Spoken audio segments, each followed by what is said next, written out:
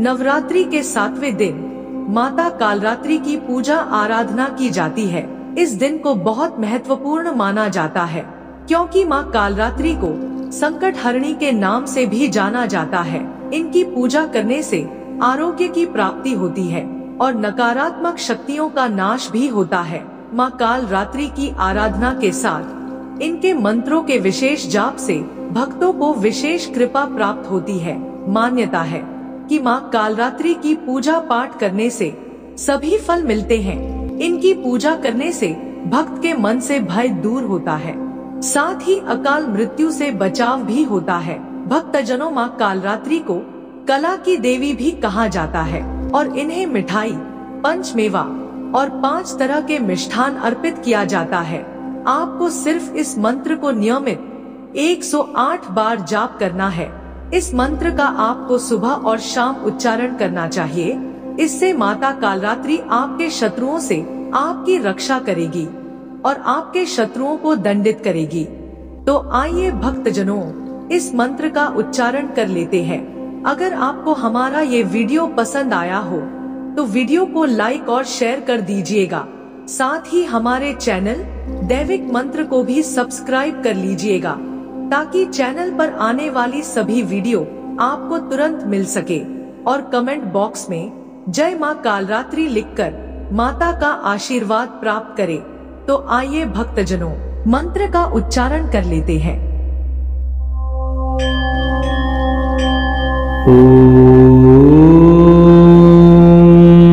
देवी कालरात्रे नमः।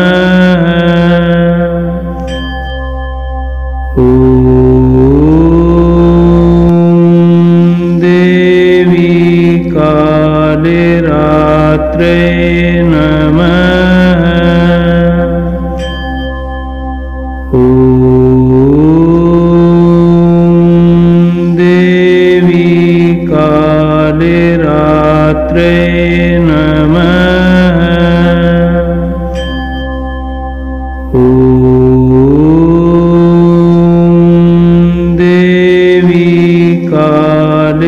कालरात्रे नमः।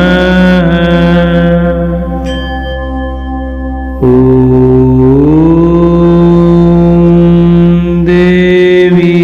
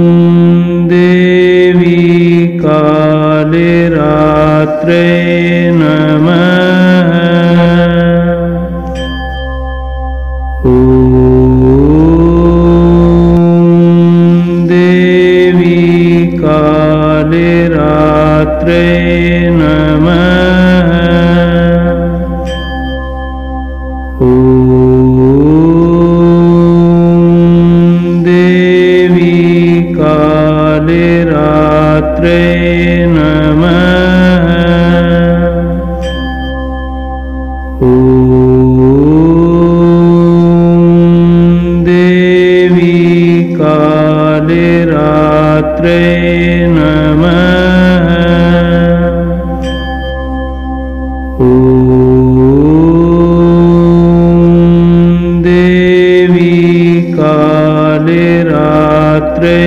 नमः।